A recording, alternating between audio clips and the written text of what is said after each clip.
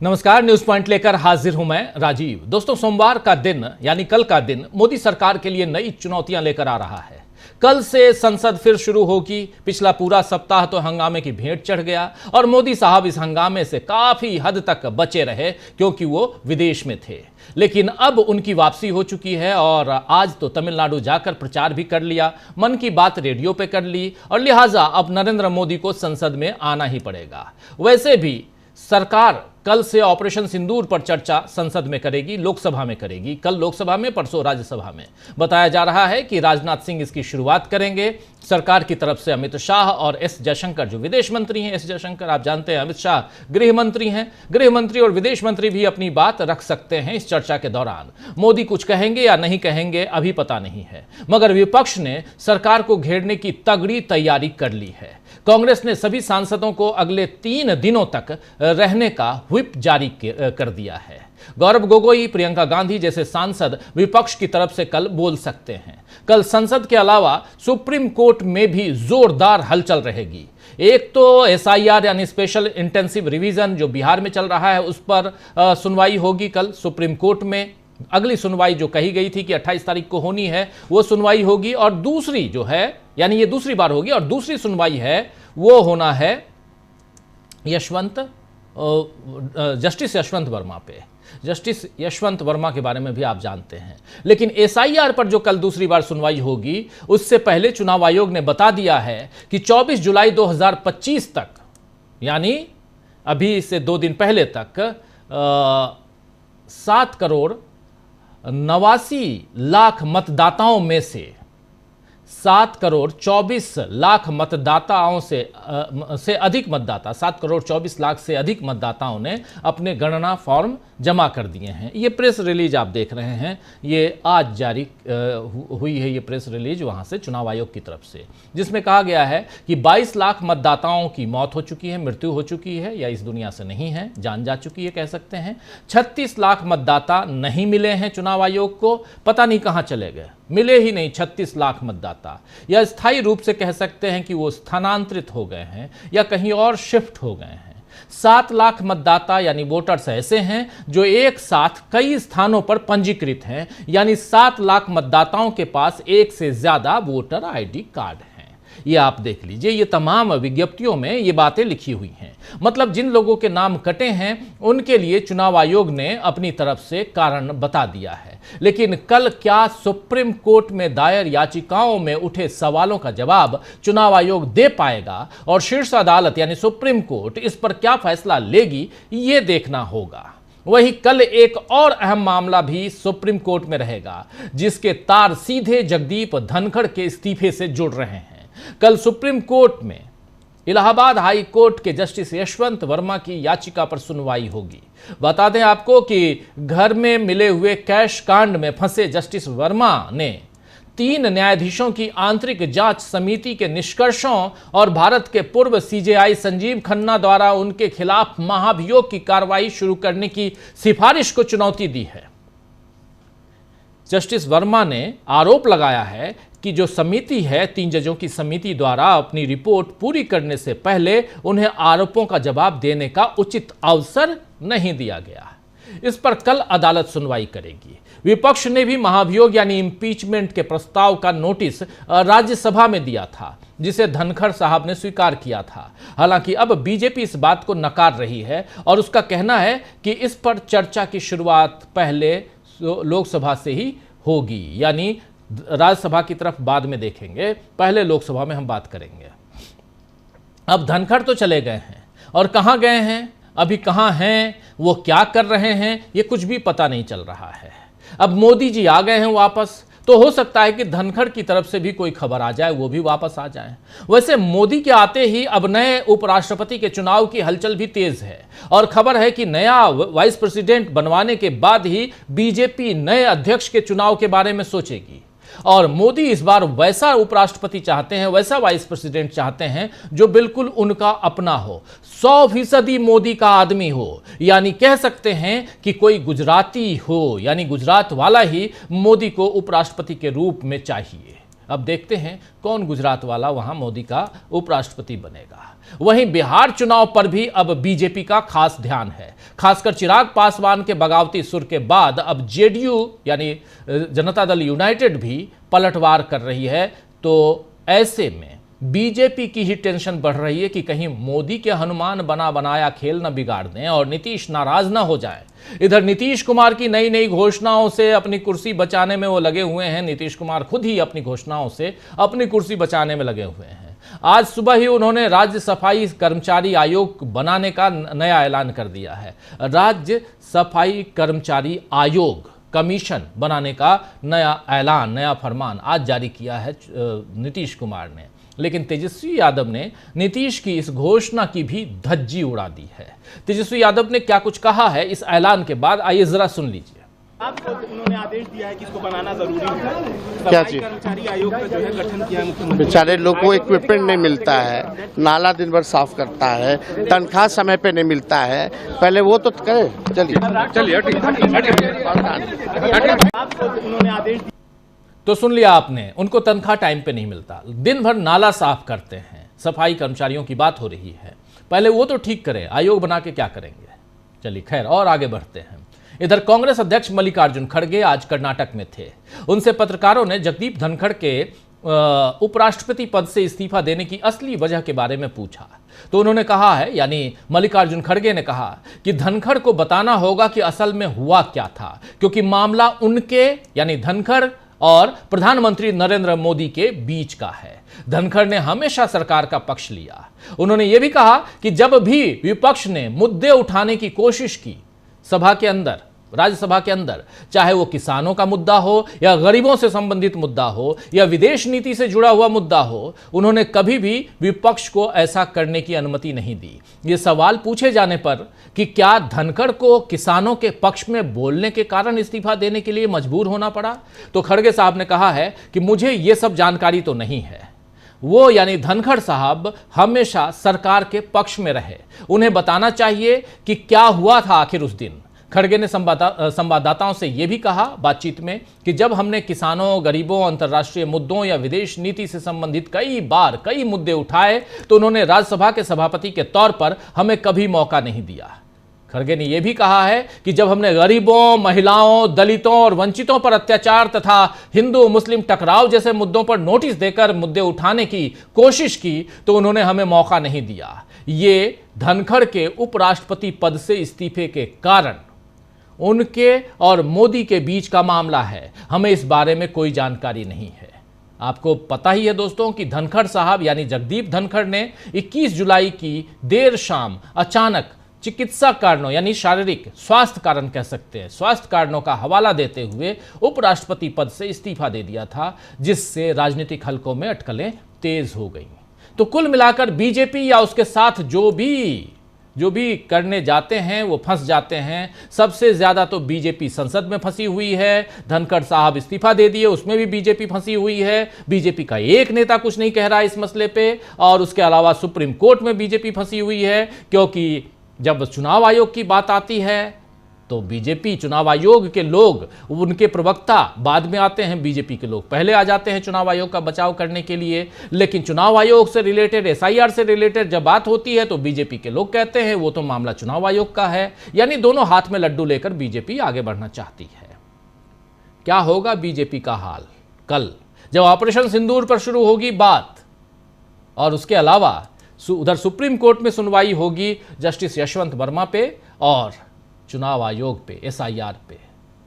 मुद्दों की बात महत्वपूर्ण, सुप्रीम कोर्ट में सुनवाई से पहले बुरा फंसा चुनाव आयोग और संसद में मोदी को घेरने की नई रणनीति तैयार, विपक्ष क्या कुछ कर रहा है। आइए इन सब पर चर्चा करेंगे आज इस न्यूज पॉइंट में। हमारे साथ कुछ वरिष्ठ साथी जुड़े हुए हैं, उनसे पहले आपका परिचय करवाता हूं। देखिए इस वक्त 5 वरिष्ठ साथी जुड़े हुए हैं। प्रेम कुमार जी हैं हमारे साथ जुड़े हुए, जयशंकर गुप्ता जी हमारे साथ जुड़े हुए हैं, प्रफुल्ल कोलख्यान जी हमारे साथ जुड़े हुए हैं। इधर हमारे 2 साथी दिल्ली से हालांकि 2 नहीं बल्कि 4 साथी, 2 साथी नीचे जयशंकर जी और प्रशांत जी प्योर दिल्ली वाले हैं, प्रेम कुमार जी एनसीआर वाले हैं, अमलेंदु उपाध्याय जी एनसीआर वाले हैं, मैं भी एनसीआर वाला हूं। तो 2 हमारे साथी प्योर दिल्ली वाले हैं, दिल्ली के निवासी हैं, वोटर कार्ड उनके पास दिल्ली का। अब ये भी कहना पड़ेगा कि वोटर कार्ड जिसके पास है वही दिल्ली वाला है। और प्रफुल्ल कोलिखान जी हमारे साथ जुड़े हुए हैं कोलकाता से, हैं बिहार के, शायद यही सही कह रहा हूं प्रफुल्ल जी? बिहार पर तिरछी नजर है आपकी, बिहार के हैं, कोलकाता में रह रहे हैं, बस गए हैं, लेकिन बिहार की राजनीति को बहुत नजदीक से जानते हैं। वोटर आईडी कार्ड आपके पास कहाँ का है? बिहार का है या वहां वेस्ट बंगाल? पश्चिम बंगाल का है। तब तो आपके यहाँ SIR नहीं होने वाला, बिल्कुल नहीं। दीदी ममता दीदी कह चुकी है नहीं करने, ये सब नोच नहीं चलबो, यही कहते हैं ना, चोलबे ना, तो ये सब चोलबे ना। तो खैर, लेकिन हमारे तमाम साथियों, आप सबका भी शुक्रिया अदा करता हूं और आप सबका स्वागत करता हूं, इस्तकबाल करता हूं इस कार्यक्रम में। जो जुड़ गए हैं उनका भी, जो जुड़ने वाले हैं उनका भी। प्रशांत टंडन जी, पहले आपके पास आना चाहता हूं, आपसे जरा समझूं, तीन घटनाक्रमों को देखिए, 3 महत्वपूर्ण घटना कल, लेकिन उससे पहले इन तमाम घटनाओं में SIR, जगदीप धनखड़, ऑपरेशन सिंदूर, और इन सबके बीच बिहार की विधानसभा, दिल्ली में संसद के दोनों सदन, राज्यसभा, लोकसभा, और फिर सुप्रीम कोर्ट। मामला गंभीर है, संसद से सड़क होते हुए सुप्रीम कोर्ट तक। कैसे देखते हैं आप?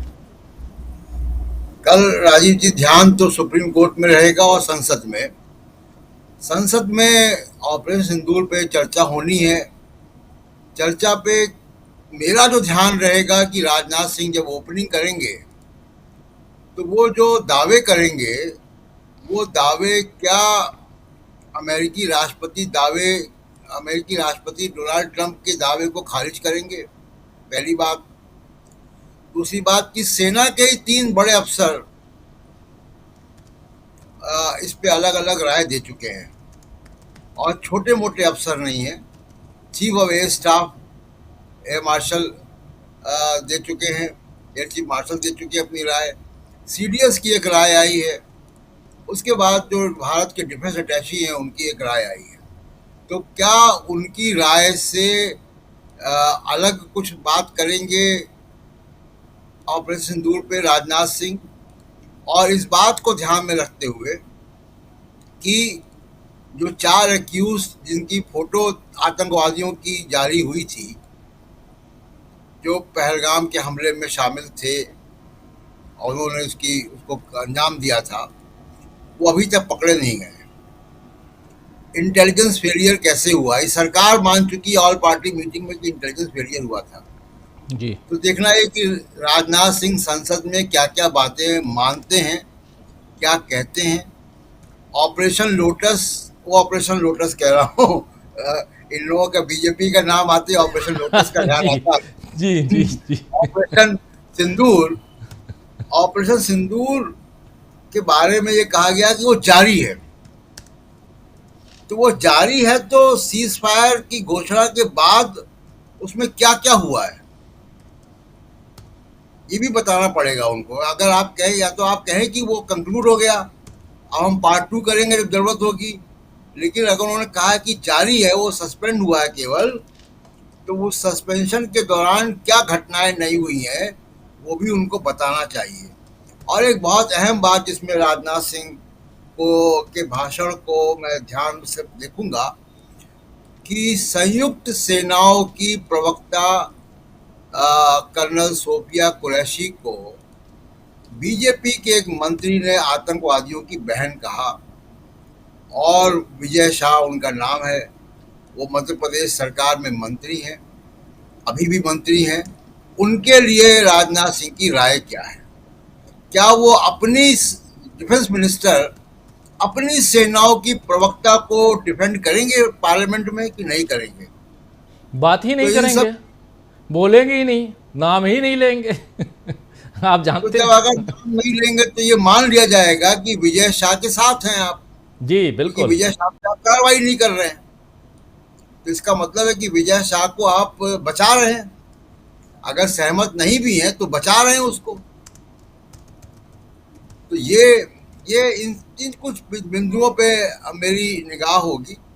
और दूसरा कि भविष्य की सिक्योरिटी सिनेरियो पे वो क्या रोशनी डालते हैं भारत की संसद में, क्योंकि यूक्रेन युद्ध के बाद, ईरान और इजराइल युद्ध के बाद पूरा डायनेमिक्स बदल चुका है। वेपन्स का, युद्ध की रणनीति का, इन सब चीज का बदल चुका है। इसमें भी हमारे डिफेंस के लोग कह चुके हैं कि चाइना जो है वो बहुत इन्वॉल्व था और चाइना ने अपने हथियार जो है वो लाइव टेस्टिंग किया। ये तो हमारे सेना के लोगों ने कहा। तो इस पे रक्षा मंत्री संसद में क्या कहते हैं। दूसरी बात, जो सुप्रीम कोर्ट में जो SIR का मामला है, देखिए अब वहाँ पे चुनाव आयोग का भी एफिडेविट है, वहाँ पे ADR का भी एफिडेविट है। जी, दोनों एफिडेविट हमारे सामने हैं। आरजेडी का भी, आरजेडी का भी है, आरजेडी का भी पिटीशनर्स के काउंटर एफिडेविट चले गए हैं चले गए। और उसमें बड़ी रोचक बातें हैं। चुनाव आयोग ने दावा किया, जो अभी आपने बता दिया, कि कितने लोग उन्होंने हटा दिए, कितने लोग, 22 लाख लोग जो है वो दिवंगत हो गए। कल हम लोगों ने चर्चा की थी कि एक जनवरी फरवरी के महीने में चुनाव आयोग ने फाइनल वोटर लिस्ट जारी की थी बिहार के लिए। वो वोटर लिस्ट के बाद 82 लाख लोग अगर 22 लाख लोग अगर मर गए बिहार में, यानी ये जो 4-5 महीने के 3-4 महीने के दौर में, तो ऐसी कौन सी महामारी बिहार में आ गई कि इतने लोग मर गए। हम लोगों ने तो अखबारों में नहीं पढ़ा, चुनाव आयोग बताए कि इतने लोग कैसे मर गए। और महाराष्ट्र में 41 लाख लोग 5 महीने में कैसे पैदा हो गए थे वोटर। ये बड़े विरोधाभास है जो कल सुप्रीम कोर्ट में आएंगे। और उसमें जो बहुत रोचक चीजें हैं कि देखिए, सुप्रीम कोर्ट ने पहली बात तो जो पिछली बेंच थी उनकी, अब तो नई बेंच होगी कल, पिछली बेंच ने सुझाव दिए थे। अब वो सुझाव को सुप्रीम चुनाव आयोग ने 2 टूक मना कर दिया कि हम नहीं मानेंगे। ये भी कह दिया कि आधार, वोटर ID, राशन कार्ड नागरिकता का प्रमाण नहीं है। अब सुप्रीम कोर्ट के सामने ये सवाल होगा कि आधार की जो कानूनी वैधता है, कि जब आप बार बार सरकारें कहती हैं कि आधार जो है वो आप वोटर ID से लिंक कीजिए, आधार जो है बैंक के KYC में माना जाएगा, आधार से पासपोर्ट बनेगा, आधार से आपका जो है पेंशन या तमाम चीज़ें लिंक होंगी, सरकार की योजनाएं लिंक होंगी। आधार अगर आपके पास नहीं है तो आप इनकम टैक्स का रिटर्न नहीं भर सकते। आधार से अगर लिंक नहीं है तो आप कंपनी के डायरेक्टर नहीं बन सकते किसी। तो ये जो आधार और पैन की लिंकेजेस हैं, आपका भी हुआ होगा आधार पैन लिंक। तो आधार पैन लिंक, अब वो आधार की कानूनी वैधता, उसको चुनाव आयोग ने चुनौती दी है कि ये कानूनी डॉक्यूमेंट नहीं, हम इसको नहीं मानेंगे। तो ये सुप्रीम कोर्ट में होगा। और मेरा मानना ये है, जो मैं बहुत समय से कह रहा हूँ, कि चुनाव आयोग ने आधार और वोटर ID को इसलिए बाहर रखा उन 11 डॉक्यूमेंट में, क्योंकि इन दोनों चीज़ों की ऑनलाइन ट्रैकिंग हो जाती है, थर्ड पार्टी ट्रैकिंग हो जाती है, पता लग जाता है कौन का है, वैलिड है कि नहीं है। तो इन सब चीज़ों पे कल सुप्रीम कोर्ट में देखते हैं कि सुप्रीम कोर्ट के जजेस इस पे क्या रुख अख्तियार करते हैं। कल बड़ा ऐतिहासिक दिन होगा भारत के लिए और बिहार के लिए। केवल बिहार की बात नहीं, भारत की बात है। और जहाँ तक बांग्लादेशी विदेशी नागरिकों का सवाल है, तो अभी तक सुप्रीम कोर्ट के कल की हियरिंग के आने के पहले और आज चुनाव आयोग की अभी की प्रेस रिलीज जो आज आई है, अभी तक एक भी विदेशी नागरिक का प्रमाण उन्होंने नहीं दिया है। जी, अभी तक एक भी विदेशी नागरिक का नाम नहीं बताया कि ये आदमी था जो बिहार में मतदाता सूची में शामिल था। ये दरअसल बांग्लादेश का या म्यांमार का या नेपाल का नागरिक है या भूटान का नागरिक है या अमेरिका का या इंग्लैंड का या फ्रांस का नागरिक है। अभी तक उन्होंने ऐसा कोई जानकारी नहीं दी है, एक भी व्यक्ति की जानकारी नहीं दी है। और उसी में बता दें कि अभी यही जो ममता बनर्जी सवाल उठा रही हैं, ये पूरी जो योजना चल रही है गुड़गांव में, आपको मालूम होगा कि बड़ी दबिश हुई पुलिस की, वहाँ पे हरियाणा पुलिस की। और उन्होंने तमाम सारे बांग्ला भाषी लोगों को डिटेन किया। तमाम सैकड़ों लोग, दर्जनों लोग वापस भाग गए असम और बंगाल, वापस बेचारे मजदूर। वो कौन लोग हैं? वो कूड़ा बीनने वाले लोग हैं, वो घरों में काम करने वाले लोग हैं, वो सफाई कर्मचारी हैं, गरीब लोग हैं। उनकी यहाँ ऑयल रिफाइनरीज नहीं है, वो इंडस्ट्रीज नहीं है। वो उनमें से भी अभी तक राजीव जी पूरे गुड़गांव में 10 लोगों की पहचान हुई है पुलिस के द्वारा, मात्र 10 लोग जिन पे ये है कि ये बांग्लादेशी हो सकते हैं। तो ये कितना बड़ा झूठ और कितना बड़ा फरेब और एक बिना मतलब का एक जो है देश भर में एक नया विवाद खड़ा किया भाषा के नाम पर। ऐसी बांग्ला भाषियों के नरसंहार, बांग्ला भाषियों के प्रति दुर्व्यवहार की वजह से पाकिस्तान के 2 टुकड़े हो गए। इस सबक लेना चाहिए। तो कल हम लोगों की निगाहें सुप्रीम कोर्ट और संसद दोनों में होंगी। और जस्टिस वर्मा के बारे में जब मैं सेकंड राउंड पे आऊंगा तो बात करेंगे। बिल्कुल बिल्कुल बिल्कुल, बहुत कुछ, बहुत महत्वपूर्ण, बहुत गंभीर बातें उस पे भी होंगी। और इस चर्चा में हम ये जरूर समझने की कोशिश करते हैं कि आखिर रणनीति क्या है, विपक्ष की रणनीति क्या है आने वाले समय के लिए, संसद के अंदर, संसद के बाहर, और खासकर जब सुप्रीम कोर्ट में 2 अहम मुद्दों पर सुनवाई होगी। पहली सुनवाई जस्टिस यशवंत वर्मा की, नोटिफिकेशन उसका आ चुका है, और दूसरी सुनवाई जो है वो है इधर SIR को लेकर, जो चुनाव आयोग ने हलफनामा दाखिल कर दिया है, और काउंटर हलफनामा ADR और RJD और इन तमाम याचिकाकर्ताओं ने भी अपना दाखिल किया है हलफनामा। और उसमें 789 पेजेस का हलफनामा है चुनाव आयोग का, 789 पेज का हलफनामा, जिसमें से 88 पेज में अपनी बात, बाकी एनेक्सर्स, और उसमें भी अलग अलग पार्टियों के। खैर, उसको लीगल तौर पर यानी कानूनी तौर पर सुप्रीम कोर्ट देखेगा, जांचेगा, परखेगा, लेकिन हम आप तक पहुंचाएंगे कि दलीलें क्या पेश की जा रही हैं, क्या चल रहा है, चाहे जस्टिस वर्मा का मामला, चाहे SIR का मामला, चुनाव आयोग का मामला सिर्फ SIR नहीं है प्रेम कुमार जी, मामला चुनाव आयोग है। अगर देखा जाए तो सही कह रहा हूं, चुनाव आयोग, और जिसको लेकर राहुल गांधी लगातार और अब तक खुले तौर पे CEC यानी चीफ इलेक्शन कमिश्नर और उन पर सीधा निशाना, लेकिन वहां से कुछ भी, और वहां से कोई ऐसी खबर नहीं आती इन विज्ञप्तियों के अलावा। मगर समझ में नहीं आता है कि इतनी खबरें चुनाव आयोग के हवाले से छप कैसे जा रही हैं। प्रेम कुमार जी,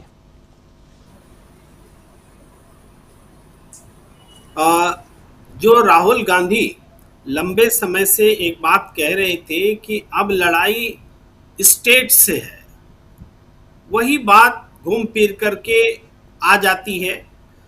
चुनाव आयोग जो कुछ कर रहा है, जो कुछ भी कर रहा है, वो संदिग्ध है, और उनके समर्थन में सत्ताधारी बीजेपी खड़ी है। और इसके अलावा जितने सवाल अपोजिशन पूछ रहे हैं चुनाव आयोग से, उन सवालों का जवाब नहीं है। एक के बाद एक ऐसी चीजें लेकर चुनाव आयोग आ रहा है जिस पर विश्वास करना मुश्किल है। अब आज देखिए राहुल गांधी क्या कर रहे हैं। पता है सबको, राहुल गांधी को भी पता है कि संसद में कल क्या होना है। संसद में कोई सार्थक बातचीत हो जाएगी, इसकी गुंजाइश बिल्कुल नहीं है। इल्जाम कौन किस पर लगाएगा वो अलग बात है, लेकिन संसद चलनी नहीं है, उसमें सार्थक बातचीत होनी नहीं है, ये पहले से तय है। तो राहुल गांधी जनता का सवाल लेकर जनता के बीच हैं। अभी उन्होंने 1-2 घंटे पहले वीडियो डाला है कि आपके भाई बहन बच्चे अचानक बेघर हो जाएं, आपकी छत छीन लिए जाएं, तो आपको पर कैसी गुजरेगी। वो दिल्ली का उदाहरण लेकर के रख रहे हैं और ये कह रहे हैं कि ये दिल्ली की लड़ाई नहीं, ये छत की लड़ाई है, इंसाफ की लड़ाई है। और दरअसल जनता की आवाज को बुलंद करने के लिए अब ऐसा लग रहा है कि संसद वो जगह नहीं रह गई है, क्योंकि जब संसद चलना शुरू होता है तो प्रधानमंत्री विदेश चले जाते हैं। इसकी अहमियत आप समझ सकते हैं। जब संसद का सत्र सामने रहता है तो वाइस प्रेसिडेंट का इस्तीफा हो जाता है और राजनीतिक कारण से होता है और संदिग्ध तरीके से होता है। ये भी आप देख रहे होंगे। आप देखिए ना, कहाँ हैं जगदीप धनखड़, पूर्व उपराष्ट्रपति जगदीप धनखड़ कहाँ हैं, ये सवाल हम रख रहे हैं। कहीं दिख ही नहीं रहे हो, कहीं लापता है, छिप गए हैं, क्या स्टेटस है किसी के पास पता नहीं है जब से ये घटना घटी है। तो आखिर में देश विश्वास नहीं कर पा रहा है कि वो बीमार हैं। अगर बीमार हैं तो उनका स्टेटस तो बताया जाए, भाई बीमार है, किस हद तक बीमार है, देश जानना चाहता है। लेकिन वो बीमार हैं इस पर भी संदेह, अगर बीमार है तो भाई देश को बताइए कितने बीमार हैं। ये बड़ा सवाल है, वो गायब है। तो संसद की अहमियत खत्म हो रही है, संसद में चर्चा होने की कोई उम्मीद नहीं है। ऐसे में राहुल गांधी जनता के बीच सीधा संवाद कर रहे हैं और ये इम्पोर्टेंट बात है, आज की तारीख में इम्पोर्टेंट बात है। चुनाव आयोग जो डेटा लेकर के सामने है, 22 लाख लोग मारे गए हैं। हम ये नहीं समझते कि 22 लाख लोग बीते 6 महीने में मारे गए हैं। 2003 की सूची है और उसकी सूची आज नहीं बन रही है, उसके हिसाब से है कि 2003 के बाद से अब तक 22 लाख मतदाताओं के मारे जाने की ये बात है। मुमकिन है, हम मानते हैं कि ये मुमकिन है कि 22 लाख लोग 2003 से अब तक मारे गए होंगे। लेकिन क्या 2003 के बाद हुए तमाम चुनावों में ये जिंदा थे कि नहीं? ये वोटर लिस्ट में तो जिंदा थे ना। अब से 6 महीने पहले हुए चुनाव में भी जिंदा थे। वो लोग जो आज 36 लाख लोग मिले नहीं चुनाव आयोग को बिहार में, वो कहाँ हैं? वो बिहार में नहीं है तो कहाँ है? ये भी तो चुनाव आयोग को बताना चाहिए। आपको पता चल गया कि ये मतदाता बिहार में नहीं है, तो बिहार से बाहर कहाँ हैं भी कि उनको मरा हुआ मान लिया जाए? इसका उत्तर नहीं है चुनाव आयोग के पास। इसका मतलब ये है कि ये प्रक्रिया सिर्फ बिहार के लिए कराना भूल है। आप पूरे देश के लिए कराते तो आप बता सकते थे कि बिहार में नहीं होकर के ये मतदाता दूसरी जगह पर है। आप दूसरी जगह पर बता नहीं पा रहे और एक ड्यूबियस स्थिति छोड़ दे रहे हैं कि शायद मर गए हो। अपने मतदाताओं के लिए इतनी बड़ी लापरवाही चुनाव आयोग करेगा? और 7 लाख के बारे में तो आप जान रहे हैं कि कई राज्यों में है, ये जानकारी वो दे रहे हैं। कुल मिला के 65 लाख फिगर है। 65 लाख बहुत बड़ा आंकड़ा होता है। इतने वोटर तो महाराष्ट्र में जोड़े भी नहीं गए थे। तब महाराष्ट्र में आंधी और तूफान चल गया था एक पार्टी के लिए, जिसको लोकसभा चुनाव में दोहरे अंक तक पहुंचने के लाले पड़ गए थे। डबल फिगर में नहीं पहुंच सकी थी जो पार्टी, वो विधानसभा में उसके लिए 90% का स्ट्राइक रेट आ रहा था, उससे ज्यादा का स्ट्राइक रेट आ रहा था। तो ये स्थिति बताती है कि निश्चित रूप से चुनाव आयोग जो कुछ भी कर रहा है वो भारत के लोकतंत्र की, चुनावी तंत्र की, चुनावी प्रणाली की मजबूती के लिए कतई नहीं है। ये चुनाव को कमजोर करने की कोशिश हो रही है। अदालत में कल फैसला होना है, लेकिन क्या फैसला आएगा इस पर सबकी नजर है। संसद में बहस की तैयारी है, क्या बहस होगी इस पर सबकी नजर है। लेकिन हमने पहले ही कहा कि किसी को सार्थक बातचीत या बहस की कोई उम्मीद अब संसद से नहीं रह गई है और इसीलिए संभवतः राहुल गांधी जनता से सीधे संवाद कर रहे हैं। जी, राहुल गांधी जनता के बीच, जनता से सीधे संवाद कर रहे हैं। संसद से कोई आस नहीं है, उम्मीद नहीं है। संसद से उम्मीद आखिर कैसे लगाएं? लेकिन कल संसद में क्या कुछ होगा और संसद में जो कुछ होगा उसका कितना असर जनजीवन पे, जनता पे होगा। और जब बिहार की बात आएगी, चुनाव आयोग की बात आएगी, और चुनाव आयोग फंसा हुआ है उधर सुप्रीम कोर्ट में। चुनाव आयोग ने जो हलफनामा पेश किया है सुप्रीम कोर्ट में, उसके जवाब में एडीआर ने साफ साफ जो बातें कही हैं उसमें बताई हैं कि मरे हुए लोगों के भी फॉर्म भरवाए गए हैं। आखिर ऐसा अगर हुआ है तो फिर क्या चुनाव आयोग फंस चुका है? जयशंकर जी, जरा आपके पास आना चाहता हूं, फिर प्रफुल्ल जी आपके पास आता हूं जल्दी से। जयशंकर जी। राजीव जी, एक तो जो कल बहस होने वाली है, चर्चा होने वाली है संसद के अंदर ऑपरेशन सिंदूर को लेकर के, तो प्रेम कुमार जो कह रहे हैं मेरे ख्याल से मुझे मेरी सहमति उसी से लगती है, क्योंकि इन लोगों की कोशिश यही होगी कि राजनाथ सिंह तो अपनी बात करेंगे, हो सकता है उसमें अपोजिशन भी टोका टोकी करे, लेकिन विपक्ष के नेता जब बोलने शुरू करेंगे तो ये लोग भारत माता की जय और ये सब तमाम तरह की 10 तरह की नारेबाजी और मतलब कोशिश करेंगे कि उनको बोलने ही नहीं दिया जाए, और किसी न किसी बहाने हंगामा करवा करके या तो सत्र मतलब उसको स्थगित कराएंगे कार्रवाई को, या फिर उसी हंगामे के बीच में अपनी कोशिश करेंगे कि कुछ पास कराए। हालांकि जो सहमति बनी है उसमें तो है कि 18 घंटे चर्चा कराई जाएगी। राजनाथ सिंह अपने भाषण में बताएंगे कि साहब ये ऑपरेशन सिंदूर जो है इतिहास का सबसे बड़ा पराक्रम है, हमारे सैनिकों ने इतना सराहनीय कार्य किया है, हमारी सेनाओं ने इतना किया है, तो उसमें कहीं अच्छी बात है, उसमें कोई दो राय नहीं है।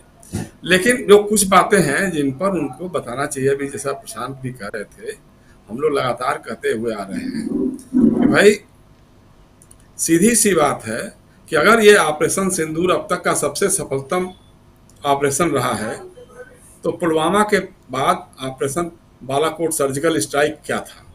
वो फेल्योर था, आप खुद ही बता दीजिए। उसके पहले उरी में जो सर्जिकल स्ट्राइक आपने की थी, उरी पर जो हमला हुआ था उसके जवाब में जो की थी पाकिस्तान की सीमा पर, वो क्या था? उस अभियान के बारे में क्या था? फिर तीसरी बात जो है, ऑपरेशन सिंदूर से हासिल क्या हुआ? जिससे प्रशांत पूछ रहे थे, भाई 4 जो कातिल थे आतंकवादी जिनके आपने स्केच जारी किए थे, अब तो उस स्केच को भी खारिज कर दिया लोगों ने, कहा नहीं ये गलत है, गलत। एनआईए ने मान लिया कि नहीं वो गलत स्केच जारी हो गया, वो लोग नहीं है, उस हमले में वो लोग नहीं है। जो स्थानीय लोगों ने जो गवाही दी है या जो पहचान की है उसमें वो गलत साबित हो गया है। तो दूसरा ये सवाल उठता है बार बार कि हाँ ऑपरेशन सिंदूर आपने किया, उसमें हासिल हमने क्या किया? क्या कोई बड़ा आतंकवादी सरगना, चाहे सैयद सलाहुद्दीन हो, मसूद अजहर हो या हाफिज सईद हो, कोई मारा गया क्या? कुछ लोगों के परिवार के लोगों को दिखाया कि हाँ जी ये लोग मारे गए, हो सकता है हमें भी। हमारे विदेश मंत्री ने क्यों बताया कि हम आतंकवादी ठिकानों पे हमले करने वाले हैं? यानी वो लोग सब सजग हो गए, सब निकल के चले गए वहां से, कोई वहां रुकने वाला नहीं था। परिवार वाले रह गए होंगे, सोचा होगा कि परिवारों पे नहीं कुछ करेंगे, लेकिन आपने उनको मारा।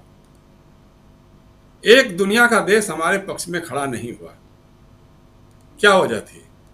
पाकिस्तान ने तो उसी समय कहा था कि भाई हम इसकी निंदा करते हैं और इसकी निटोल इंक्वायरी कराने की मांग करते हैं, कि आप एक तटस्थ जांच कराइए। बल्कि तुर्की ने भी यही कहा था कि जब पाकिस्तान जो कह रहा है तटस्थ जांच कराने की बात, तो उसमें तो गलत नहीं है, कराना चाहिए। लेकिन उसमें हम भाग गए, हमने एक तरफा मान लिया कि हाँ वो गुनहगार है, और उसमें हमने अपना हमला कर दिया।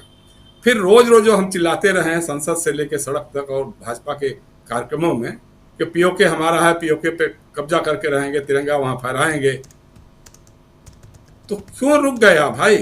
जब हमारी सेनाएं बढ़त पे हो गई, जब हमारी सेनाएं लगा कि अब एकदम हम कब्जा करने जा रहे हैं, तो आप क्यों रुक गए?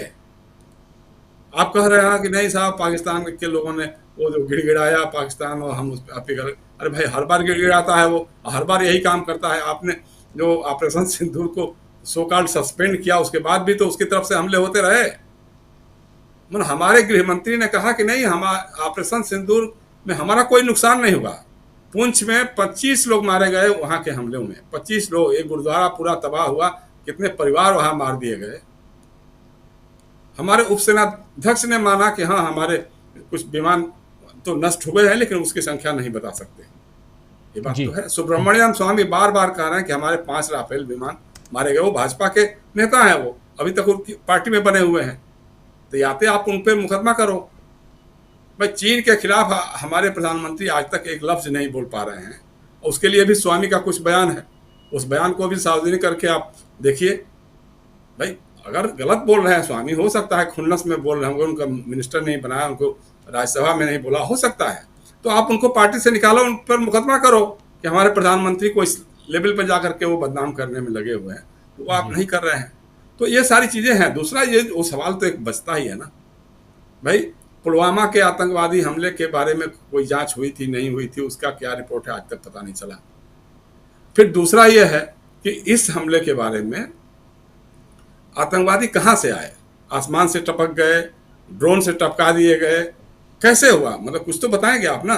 और आने के बाद वो बड़े तफरीह के साथ आराम से वहाँ लोगों से पूछ रहे हैं कि कौन धर्म के हो भाई, किसके हो, खतना हुआ कि नहीं हुआ, ये सब चेक कर रहे हैं। उसके बाद गोली मार रहे हैं, गोली मार कर टहलते हुए निकल जा रहे हैं।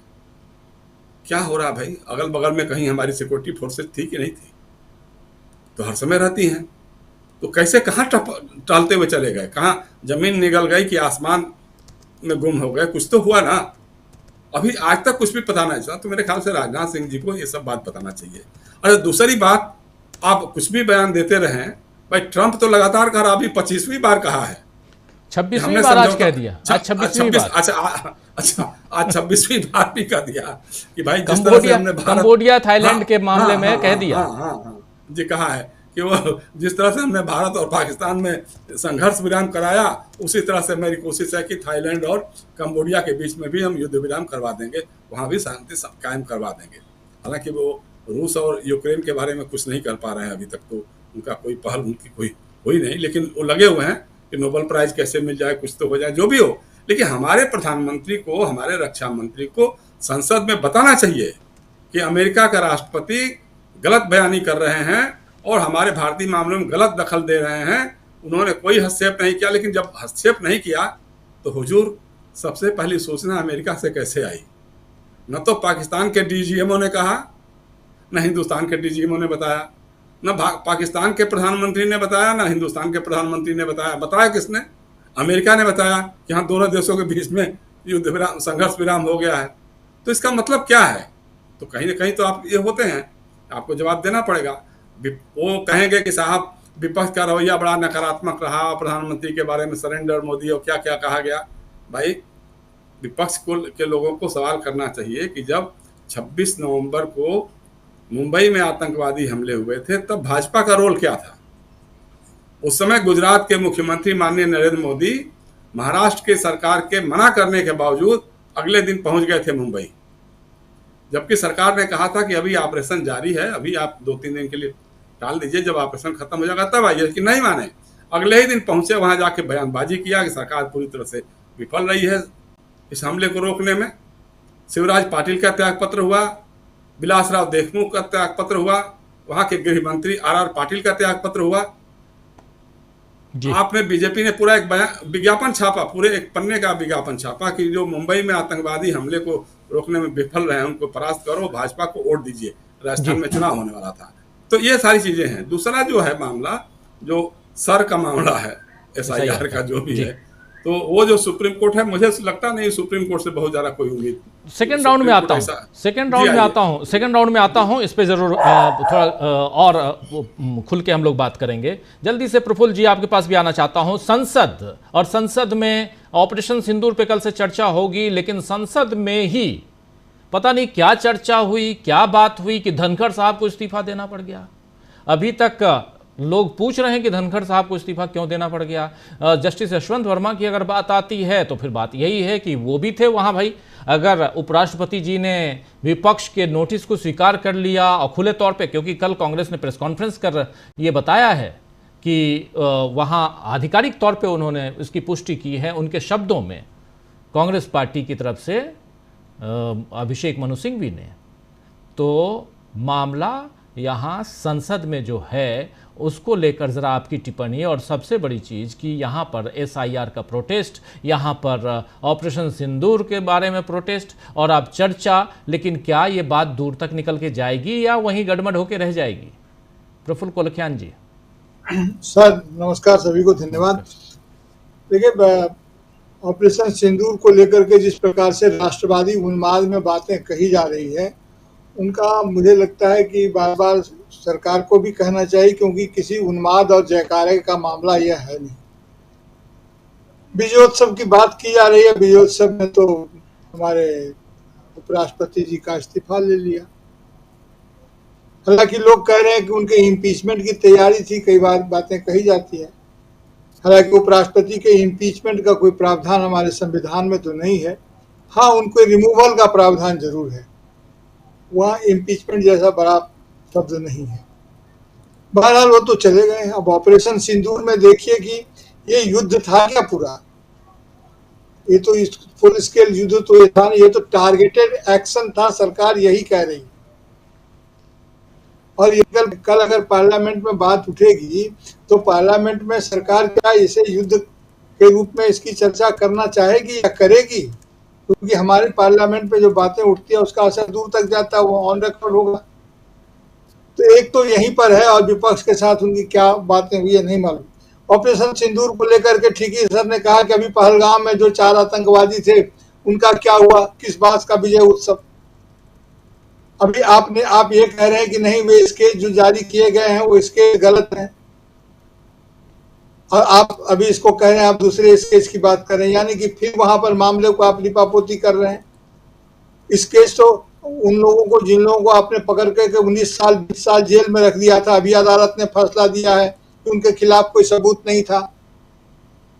अभी फैसला है ना सर, जिन लोगों को 20 लोगों को बंद कर दिया गया था कि 19 साल के इतने लोगों को बम मुंबई के ट्रेन वाले कांड में जी। तो अब ये बोल रहे हैं कि अब आपका उनको नहीं है, अब उनका चेहरा नहीं है। तो चेहरा कौन सा है? आप जो इतने गर्व के साथ कह रहे थे कि हमने आइडेंटिफाई कर लिया है, तो किसको आइडेंटिफाई कर लिया है? पहली बात तो ये है। तो अभी देखना होगा कि सरकार वहां पर क्या टेक्टिकल लाइन पार्लियामेंट में लेती है, और हमारे विपक्ष के नेता उनके साथ क्या सहमति व्यक्त करते हैं, किस प्रकार की रणनीति तैयार होती है, क्योंकि ये अंतर्राष्ट्रीय संवेदनशील मामला है और इस पर हमारे संसद की होने वाली कार्रवाई पर हमको ध्यान रखना होगा कि उसमें क्या क्या बातें होती है। लेकिन उम्मीद तो है कि सरकार जिस ढंग से व्यवहार करती है विपक्ष के प्रति भी, तो उससे यही लगता है कि विपक्ष की राय लेकर के, उसका सहयोग लेकर के वह फिर अपने काम में लग जाएगी, और विपक्ष के प्रति कोई सम्मान नहीं है। विपक्ष के प्रति सम्मान करना होना, देश के जनता के प्रति सम्मान करना होना है, ये तो बिल्कुल साफ है। और इसलिए मुझे तो उम्मीद और नाउम्मीद के बीच में झूलता रहता हूँ। उम्मीद अगर संसद से न होगी, उम्मीद अगर सुप्रीम कोर्ट से न होगी, तो उम्मीद किससे होगी? जी, यही बात, जनता से उम्मीद, तो जनता से उम्मीद का तो सागर बहुत बड़ा है सर। ये इतना अपरिभाषित और इतना विशाल क्षेत्र है कि उस पर तो अलग से ही बात की जा सकती है। बिल्कुल बिल्कुल, आप सही कह रहे हैं। जनता और सागर, आप तो किनारे बंगाल की खाड़ी के किनारे रहते हैं, आप तो सागर को आपने देखा है, आप देखते हैं जी। कितनी नदियां जाकर वहां मिल जाती हैं, गंगा इतनी बड़ी नदी मिलती है। तो इसलिए भी यहाँ पर हम जब नदियों और सागर की बात कर रहे हैं तो एक यहाँ उफान, एक तूफान सब है जो बिहार से लेकर दिल्ली तक है, और उसमें आखिर कल का दिन बहुत ही इम्पॉर्टेंट है। अमलेंदु जी, कल हम लोग लगातार लाइव रहेंगे, ये तो तय है, लेकिन उससे पहले ये ज़रूर बताइए कि सुप्रीम कोर्ट में जो होगा वो तो जज महोदय के ऊपर होगा, लेकिन यहाँ ओम बिरला जी जो हैं, जो दूसरी आसंदी पे बैठे हुए, जो जब चाहते हैं तब माइक ऑफ कर देते हैं, उनके हिस्से क्या जाने वाला है कल? राजीव जी, मुझे तो बड़ी चिंता सता रही है, कहीं बिरला साहब भी जो है कल सुबह पहले इस्तीफा ना दे दें या रात में ही ना दे दें, क्योंकि यहाँ तो ऐसे ही होता है। धनखड़ साहब के बारे में पता थोड़ी था इस्तीफा हो जाएगा, और वो भी इसी का महाभियोग का मसला था कि इम्पीचमेंट आने वाला है, मालूम पड़ा कि उससे पहले इस्तीफा हो गया धनखड़ साहब का। अशोक गहलोत कह चुके हैं कि दोनों बहुत दबाव में काम कर रहे थे, और ना धनखड़ साहब की तरफ से कोई खंडन आया है, ना बिरला साहब की तरफ से कोई खंडन आया है कि हम पे कोई दबाव नहीं है। अशोक गहलोत तो कई बार कह चुके हैं, उनके जगदीप धनखड़ के इस्तीफे के बाद भी कहा कि दोनों बहुत दबाव में काम कर रहे हैं। तो अब ये पता नहीं बिरला साहब कल क्या करेंगे, लेकिन बिरला साहब तो ठीक है, जो करें वो करें। राजीव जी, मसला ये है कि देश क्या देख रहा है और आगे होना क्या है। जिस तरीके से धज्जियाँ उड़ाई जा रही हैं संसदीय तमाम मर्यादाओं की और संसदीय नियमों की और संविधान की धज्जियाँ उड़ाई जा रही हैं, वो चिंता का विषय है। और एक प्रयास राजीव जी एक तरीके से कहा जाए, वो जो न्यायपालिका पर दबाव बनाने का सरकार की तरफ से किया जा रहा है, वो काफ़ी ज़्यादा चिंतनीय है। और अब देखना ये है कि सरकार कितना कामयाब हो पाती है न्यायपालिका पर दबाव बनाने के लिए, और कितना न्यायपालिका जो है इस दबाव से उबर पाती है, ये देखना होगा। क्योंकि कल भी राजीव जी सुप्रीम कोर्ट में जो 2 मसले हैं वो न्यायपालिका के ऊपर दबाव को भी रेखांकित करती हैं निश्चित तौर पर कि किस तरीके से दबाव हो सकते हैं सरकार के ऊपर। क्योंकि जो जस्टिस यशवंत वर्मा का मामला है राजीव जी, वो तकनीकी तौर पर काफ़ी ज़्यादा एक कहा जाए उलझा हुआ है, और सरकार या संसद उसमें कितना आगे बढ़ सकती है, कल ये हो सकता है कि नहीं हो सकता है, इसकी वैधता पर भी बात हो सकती है। चूंकि मामला सुप्रीम कोर्ट में सब जुडिस है, तो ऐसे समय में ये इम्पीचमेंट लाया जा सकता है कि नहीं लाया जा सकता है, इस पर भी बहस हो सकती है। और लोकसभा क्या करती है कल, और उसके बाद सुप्रीम कोर्ट क्या निर्णय लेता है, ये देखने वाली चीज़ होगी। क्योंकि सुप्रीम कोर्ट में जो जस्टिस यशवंत वर्मा की याचिका है राजीव जी, वो कई पहलुओं पर है। और सबसे बड़ी बात तो यही है कि जैसा कहा गया कि आप बिना किसी के अभियुक्त को सुने हुए उसको आप सकते हैं। और जो इंटरिम कमेटी है उसने जस्टिस यशवंत वर्मा से बात ही नहीं की जिसने जांच करी, तो आपने कैसे उसको इम्पीचमेंट के लिए आगे बढ़ा दिया, जबकि आपने जिस व्यक्ति पर आरोप थे आपने उसका पक्ष ही नहीं लिया। तो कल को आप बिना किसी को सुने हुए जज साहब किसी को फांसी की सजा भी दे देंगे बिना सुने हुए। तो ये एक तरीके से जो न्याय का मूलभूत सिद्धांत है उसके खिलाफ है। तो अब देखना ये है कि कल सुप्रीम कोर्ट जो है एक्स सीजीआई जो है उनके आदेश का सम्मान करता है कि कानून का सम्मान करता है, ये सुप्रीम कोर्ट के सामने कल चुनौती होगी जस्टिस यशवंत वर्मा के मामले में। दूसरी चुनौती ये होगी कि संसद जिस तरीके से उसमें ये मामला आ रहा है इम्पीचमेंट का, उसके कानूनी पहलू जो है कि जब राज्यसभा में आ चुका था, अब ये दोनों जगह साथ में आकर अकेले लोकसभा में लाया जा रहा है, तो ये भी राजीव जी मामला सुप्रीम कोर्ट पहुंच सकता है। तो अब देखना ये है कि सरकार इस पर किस तरीके से न्यायपालिका से टकराव करती है या न्यायपालिका से टकराव बचाती है। क्योंकि सरकार के अब तक के जो क्रियाकलाप रहे हैं राजीव जी, वो किसी न किसी तरीके से न्यायपालिका से टकराव के रहे हैं कि न्यायपालिका से टकराव हो और एक संवैधानिक संकट जो है वो खड़ा हो। सरकार इसको खुद जन्म देती रही है। हमारे जो निवर्तमान त्यागपत्र जो उपराष्ट्रपति महोदय हैं, उनका भी लगातार प्रयास यही होता था कि न्यायपालिका के साथ टकराव की स्थिति पैदा हो और संवैधानिक संकट खड़ा हो। अब राजीव जी जो सुप्रीम कोर्ट का एक आदेश आया था कि साहब गवर्नर और राष्ट्रपति जो है वो विधेयकों को नहीं रोक सकते, उस पर राष्ट्रपति ने जो 143 के तहत जो 14 सवाल पूछे थे, अब उस पर सुप्रीम कोर्ट ने तमाम राज्यों को और केंद्र सरकार को सबको नोटिस इशू कर दिया कि भाई इस पर आप अपना जवाब दीजिए। तो ये भी जो भेजा गया था ये भी टकराव की स्थिति थी। ठीक है, संविधान ये नहीं कहता कि साहब आप इसको लंबे समय, आपको कोई समय सीमा नहीं करता है, लेकिन संविधान ये भी नहीं कहता कि संसद जो है या विधानसभा जो है अगर किसी विधेयक को पारित करके भेजे तो गवर्नर या राष्ट्रपति उसको रोक ले। तो बहुत सारी चीज़ें इस तरीके की हो रही हैं जिससे सरकार ये साबित करना चाहती है कि वो न्यायपालिका से ऊपर है और सरकार सब कुछ है, ना संसद कुछ है और ना सुप्रीम कोर्ट कुछ है। तो अब राजीव जी जो संकट पड़ रहा है वो संकट ये पड़ रहा है कि संविधान सर्वोच्च है या मोदी जी सर्वोच्च है, कि सुप्रीम कोर्ट सर्वोच्च है कि संसद सर्वोच्च है। मुझे लगता है कि भारतीय जनता पार्टी सरकार साबित करना चाहती है कि मोदी जी सर्वोच्च है। जी जी बिल्कुल, मोदी जी सर्वोच्च हैं, भारतीय जनता पार्टी ये साबित करना चाहेगी भी, उसमें कोई दो राय नहीं है। लेकिन जब हम सुप्रीम कोर्ट की तरफ देखते हैं और वहाँ जस्टिस यशवंत वर्मा का मामला भी है, प्रशांत टंडन जी आप बताना चाह रहे थे क्या कुछ सुप्रीम कोर्ट से जस्टिस यशवंत वर्मा? पहली बात की जो पूरा जस्टिस वर्मा का मामला, जस्टिस यशवंत वर्मा का मामला है, उसमें बड़े सवाल खड़े हो रहे हैं। उन सवालों के जवाब अभी तक आए नहीं हैं। जैसे हम जयशंकर जी और मैंने तो ऐसी क्राइम रिपोर्टिंग भी किया है बहुत समय तक, सीबीआई की रिपोर्टिंग भी की है और तमाम ऐसी जगह पर रिपोर्टिंग की जहाँ कैश रिकवरी होती है।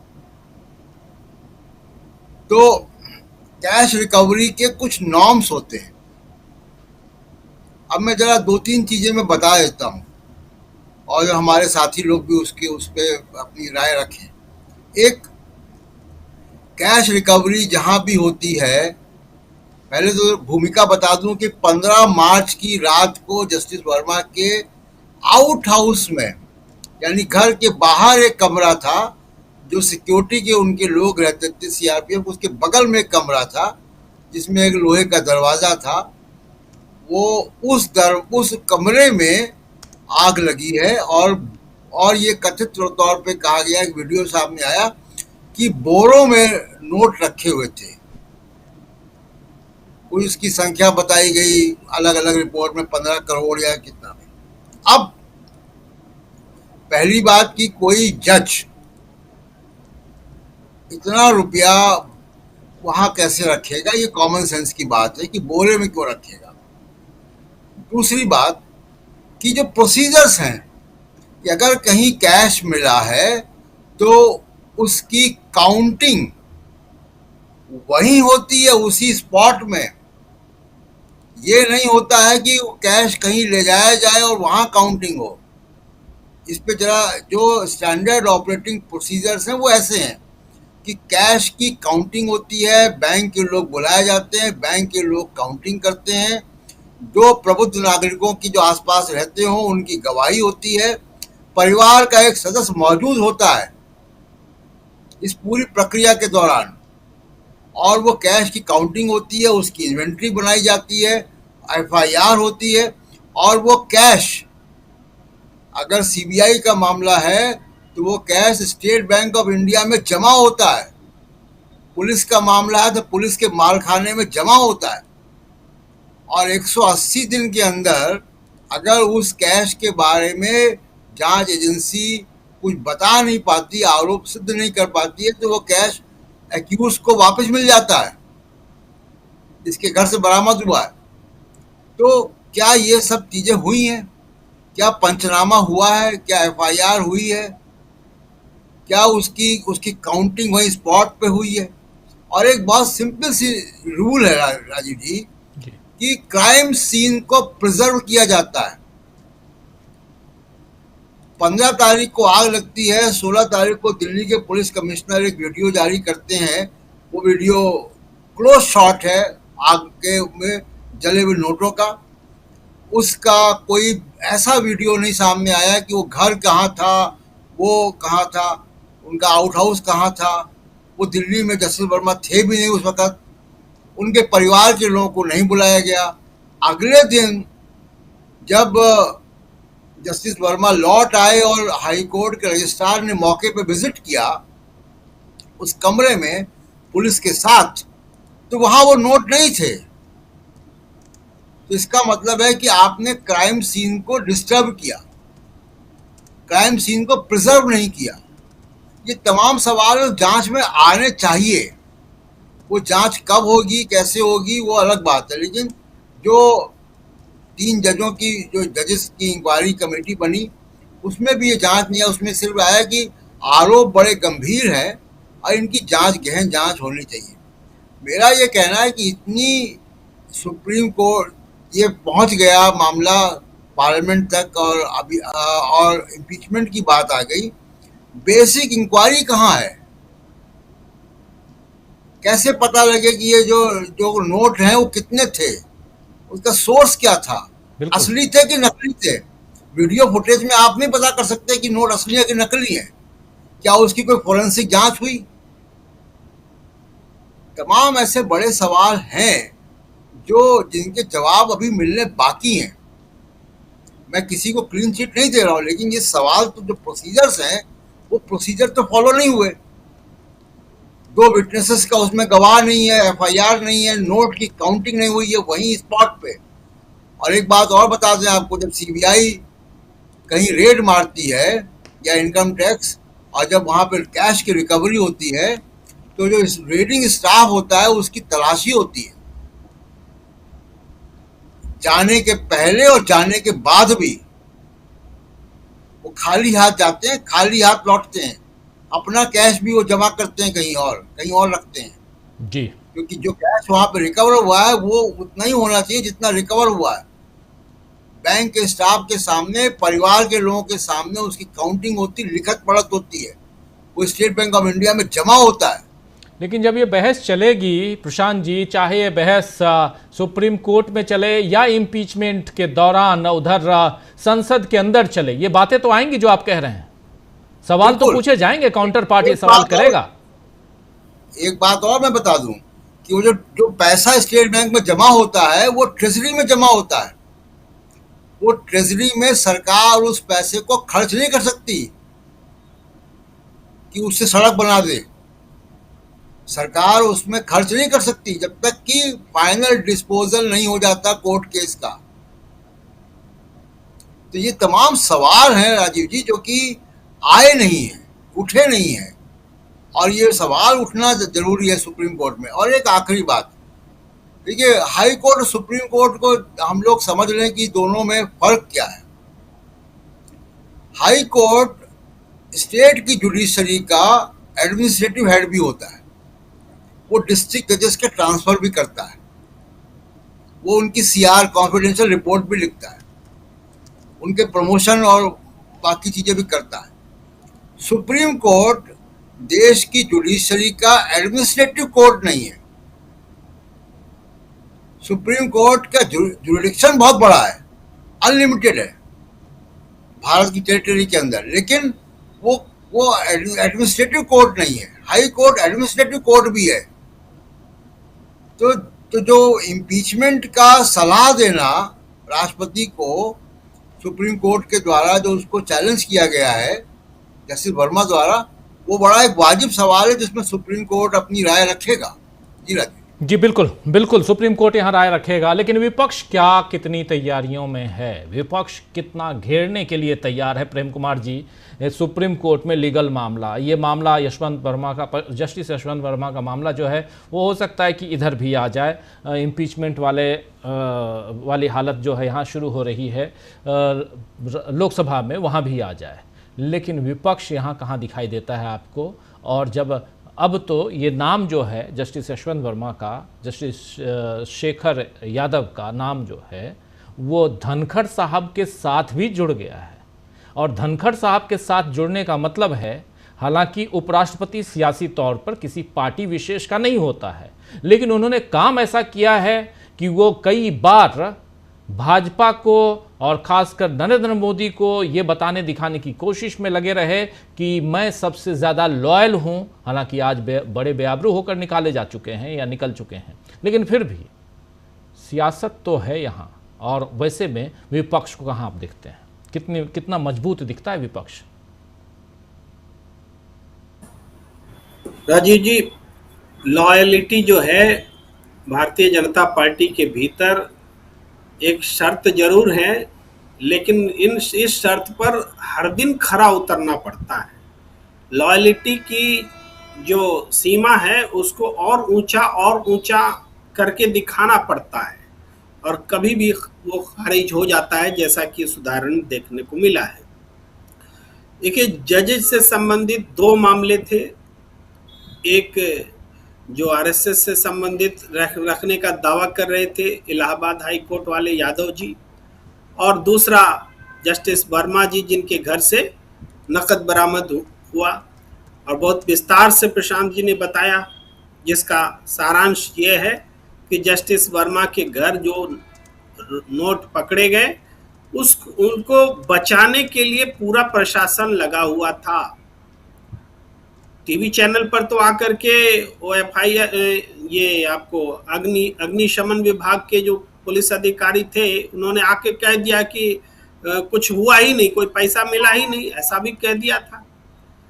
शुरू से ही इस मामले को दबाने की कोशिश हुई जी। और आज जब ये मामला उठने जा रहा था तो जगदीप धनखड़ की बलि ली गई है।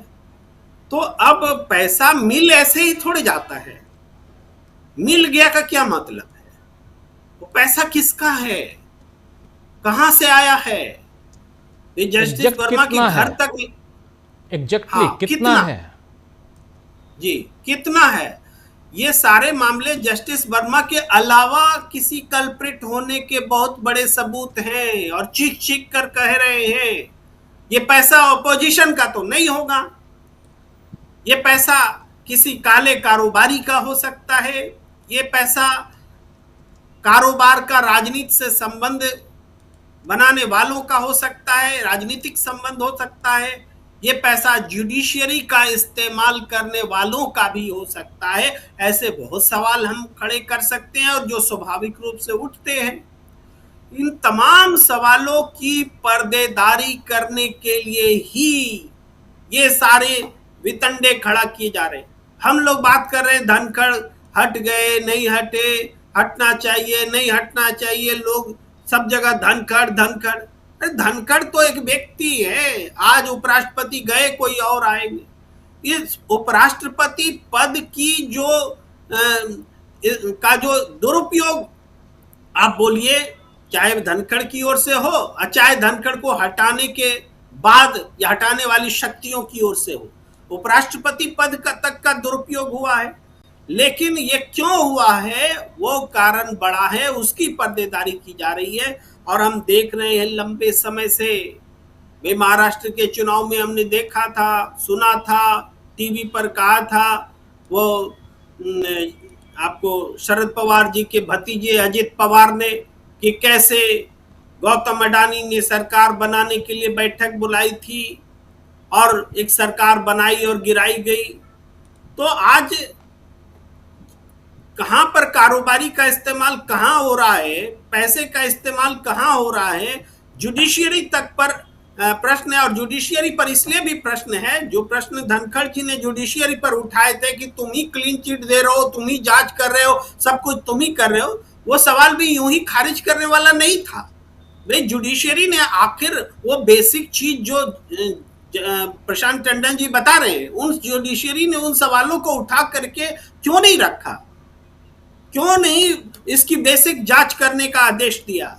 ये केवल महाभियोग क्या होता है, महाभियोग से उनका पद चला जाएगा, उनकी जुडिशियरी के तौर पर जज नहीं रहेंगे, यही सब होगा।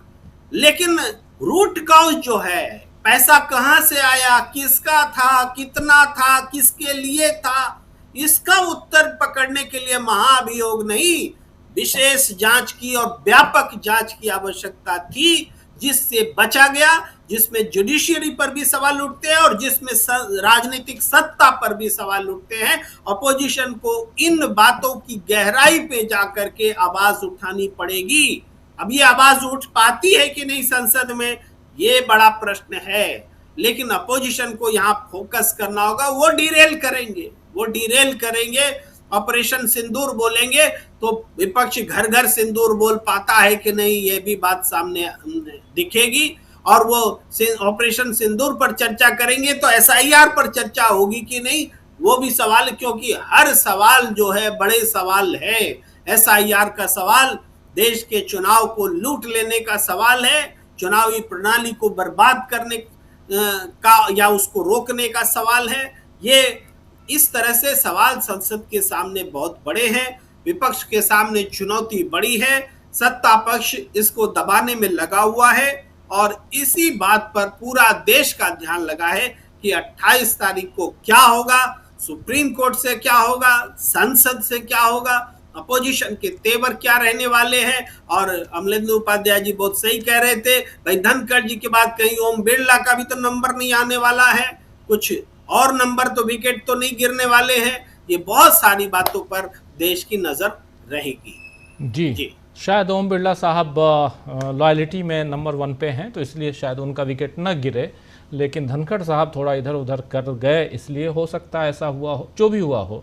लेकिन विपक्ष यहाँ कितनी मजबूती के साथ खड़ा है और यहाँ चुनौतियाँ पेश कर रहा है। क्या दिखाई देता है प्रफुल्ल कोलखियान जी की विपक्ष यहाँ चुनौतियाँ पेश कर रहा है? दिखाई देता है क्या कि चुनाव आयोग विपक्ष के लपेटे में कहीं ना कहीं है? आपको दिखाई देता है कि एक दबाव सुप्रीम कोर्ट के ऊपर भी है चुनाव को लेकर, एसआईआर को लेकर?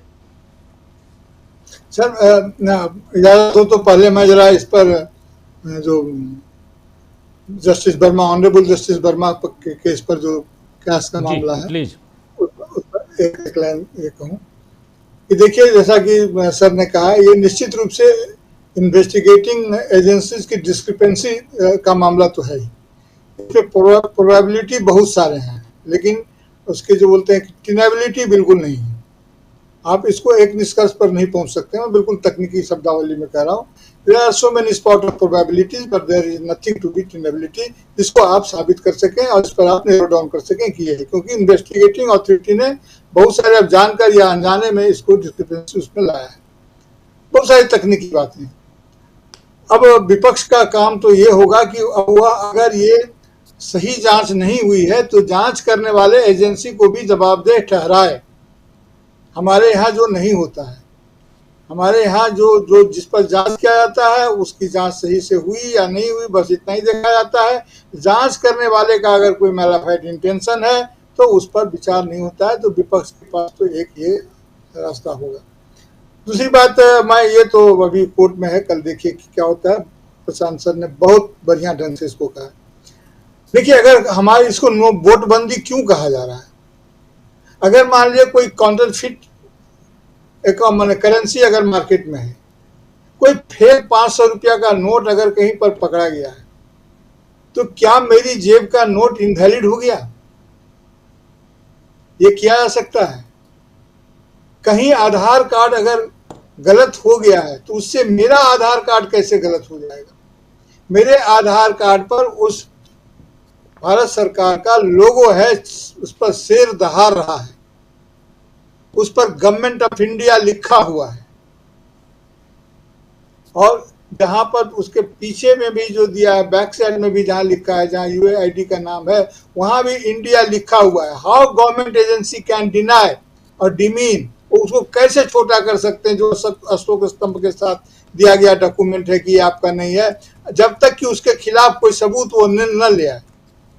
कल को तो सरकार के किसी फाइल को आप बोल देंगे कि नहीं भाई ये नहीं है। तो एक तो वहां पर है इस पर विपक्ष की, तो नोटबंदी में ठीक यही किया गया था कि कुछ फेक नोट पाए गए थे, ऐसा सरकार का दावा था। हालांकि वो कितने थे नहीं थे, जैसा जस्टिस वर्मा के केस में हो रहा वैसा उसमें भी आज तक पता नहीं चला कि कितने नोट असल में फेक थे और उसका टेररिज्म से क्या रिश्ता था, लेकिन नोटबंदी तो हो गई। तो पूरे सीरीज को, पूरे नोट को ही आपने खारिज कर दिया। अब ये पूरे लिस्ट को इंडिया में खारिज कर दे रहे हैं, इसीलिए इसे नोटबंदी के तर्ज पर वोटबंदी कहा जा रहा है। ये वोट को ये कर रहे हैं और वो बहुत गलत स्थिति में देश को डाल रहे हैं। लेकिन जिस तरह से अभी इस्तीफों का सिलसिला चल निकला है, ये सरकार तो उतनी ताकतवर है नहीं, लेकिन जो रूलिंग क्लास का जो इंटरेस्ट है, वो अगर डेमोक्रेसी की जरूरत को नहीं महसूस कर पाएंगे तो डेमोक्रेसी को बचाना अकेले राहुल गांधी जिस लड़ाई को लड़ रहे हैं, उस लड़ाई में उनका कारवा बनता भी है, बिगड़ता भी है, लोग आते भी हैं, फिर चले भी जाते हैं। अभी कई जगह देखा मैंने कि ओबीसी में कल भागीदारी की बात हो रही थी, लोग बात कर रहे थे कि राहुल कांग्रेस ने क्या किया, राहुल गांधी पर कितना विश्वास किया जाए। सवाल ये नहीं है कि वो ओबीसी के लिए कितनी प्रतिज्ञा लेकर आते हैं, कितने उस दृढ़ता के साथ खड़े होते हैं। सवाल तो यह भी है कि खुद समुदाय जिसे सामाजिक न्याय चाहिए, वह राहुल गांधी को कितनी शक्ति प्रदान करता है, कितना अपना सहयोग देता है। क्योंकि बिना उनके सहयोग के कोई भी जनता अपना नेता अगर नहीं बनाती है, अगर अपने नेता को ठीक ढंग से नहीं पहचान पाती है, तो क्या होगा? कल का संसद में जो कल जो दिन होगा वह काफी ही महत्वपूर्ण होगा। और दोनों ही विवाद उनमें भले हो कि कौन सुप्रीम है, सुप्रीम कोर्ट सुप्रीम है ना संसद सुप्रीम है। मेरे लिए तो दोनों ही सुप्रीम है। मैं किस मुंह से कहूं भारत का नागरिक कि हुजूर आप सुप्रीम है कि आप सुप्रीम है? हमको तो पता था कि देश की जनता सुप्रीम है, लेकिन अब जब बड़े लोग ही लड़ रहे हैं कि कौन सुप्रीम है, तो जी बिल्कुल बिल्कुल बिल्कुल बिल्कुल निपटारा करते हुए तो धनखड़ साहब वहाँ चले गए, लेकिन फिर भी उनका केस अलग चले। सर जी बिल्कुल बिल्कुल, आप सही कह रहे हैं कि आखिर देश की जनता सुप्रीम है। हम तो यही जानते थे, देश की जनता, वोटर्स जो हैं वही सरकार बनाते हैं। लेकिन सरकार जब बन जाती है तो हुक्मरान जो हैं वो अपने आप को सुप्रीम समझने लगते हैं। आना चाहता हूं जयशंकर जी आपके पास। विपक्ष की भूमिका अभी तक पहला सप्ताह अगर देखें, सोमवार से लेकर शुक्रवार तक, और सोमवार को ही शाम को धनखड़ साहब का इस्तीफा होता है, विपक्ष की भूमिका कैसी है? क्या एक दबाव विपक्ष का था जिसके कारण धनखड़ से इस्तीफा लेना पड़ा? इस पूरे घटनाक्रम में विपक्ष ऊपर है, ये माना जाए या नहीं? नहीं, विपक्ष ने अपना काम किया, बखूबी काम किया, लेकिन उसके दबाव में इस्तीफा हुआ ये मैं नहीं मान पा रहा हूँ। सो उनके त्यागपत्र के अपने कारण थे। देखिए वो लायल देन किंग थे। एक उसका जो है कि अगर विपक्ष की जो इम्पीचमेंट मोशन के नोटिस को अगर विपक्ष का इन्होंने स्वीकार किया, राजीव जी मैं वही बता रहा हूं कि लायल देन किंग वो थे, इसमें तो है, मतलब अभी तक तो यही माना जा रहा है। लेकिन लॉयल्टी के अलावे भी कभी कभी हाइपरबोलिक हो जाता है आदमी कि मतलब सोचते हैं कि मतलब अब हम थोड़ा सलाहकार की मुद्रा में भी आ जाएं। अब जिस तरह से उन्होंने कृषि मंत्री शिवराज सिंह चौहान के सामने किसानों के सवाल पे सरकार की बखिया उधेड़ी, अपने आप में वो अप्रतिम था। मतलब वो भाषण सुना जाना चाहिए, अगर कहीं से मिल जाए तो बल्कि सुनाया भी जाना चाहिए, क्योंकि अद्भुत था। कहा कि मैं कठोर बात कर रहा हूँ, लेकिन कई बार मर्ज को ठीक करने के लिए कठोर दवा, कड़वी दवा की जरूरत पड़ती है। शिवराज जी, कृषि मंत्री जी, ये सारी बातें कही कि जो आपने किसानों से वायदे किए थे उसमें कुछ पूरे नहीं हुए, कुछ आपने किया नहीं, ये सारा उन्होंने कहा था। तो खैर ये सब बातें भी थी उस दिन। देखिए उसके टेक्निकलिटीज को समझिए। राज्यसभा में सत्तारूढ़ गठबंधन को उस हद तक उतना बेहतर बहुमत नहीं है जितना सुगम बहुमत उनको लोकसभा में है। वो कतई नहीं चाहते थे कि कहीं ऐसा ना हो कि विपक्ष इसके बहाने जो है हमारे ऊपर ही चढ़ बैठे, सरकार के ऊपर ही चढ़ बैठे, क्योंकि मान लीजिए अगर वो मंजूर हो गया तो उस पर जब चर्चा होगी तो विपक्ष तो अपनी बात करने के लिए स्वतंत्र होगा। उससे बचने के लिए लोग चाहते थे कि नहीं, लोकसभा में ही होना चाहिए, उन्होंने लोकसभा में करवाया। ये बात तो है, इसमें कहीं दो राय नहीं है।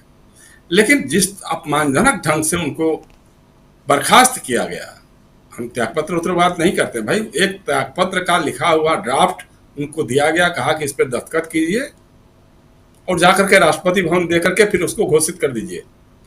यहाँ तक मैंने सुना कि वहां से कहा गया कि नहीं साहब, बेहतर होता कि सदन में आकर के त्यागपत्र की घोषणा करते। कहा नहीं, नो नीड, आप जाइए राष्ट्रपति भवन, वहाँ त्यागपत्र दीजिए, उसके बाद जारी कर दीजिए अपने सोशल मीडिया अकाउंट पे जहाँ भी होगा, और उसकी घोषणा हो जाएगी।